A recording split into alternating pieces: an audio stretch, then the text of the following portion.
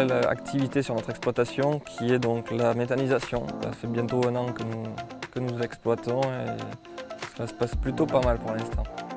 On veut positionner la commune de Florensac comme une commune éco-responsable. On veut participer à la transition énergétique et au devenir de la planète.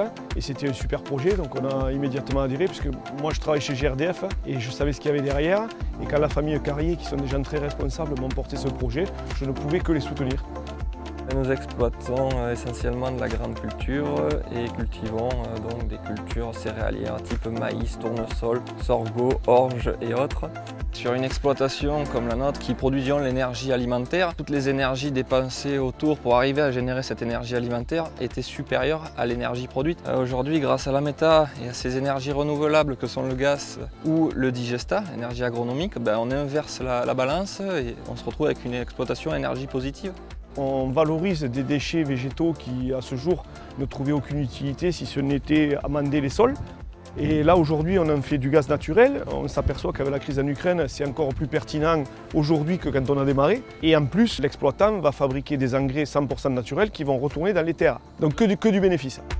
On s'est rendu compte depuis cette année, avec les premiers rapports de Digesta et la production de gaz depuis maintenant bientôt 1 an, qu'on avait fait le bon choix, quoi.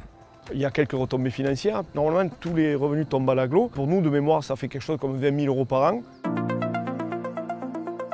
C'est des projets qui, grâce au subventionnement qu'on peut avoir aujourd'hui de la région ou l'ADEME, permet une rentabilité sur la moitié de la durée des contrats de rachat du gaz. C'est un plus pour l'exploitation agricole, mais il y a un intérêt quand même agronomique avec la production de Digesta et le retour au sol et l'indépendance au marché grâce à ces engrais naturels qu'on produit. Le projet ne s'arrête pas là parce qu'il y a pas mal de débouchés à la méthanisation, notamment sur la méthanation ou de la liquéfaction de CO2 pour être toujours plus vertueux et valoriser toujours plus la production, que ce soit l'extraction des molécules ou que ce soit dans le digesta.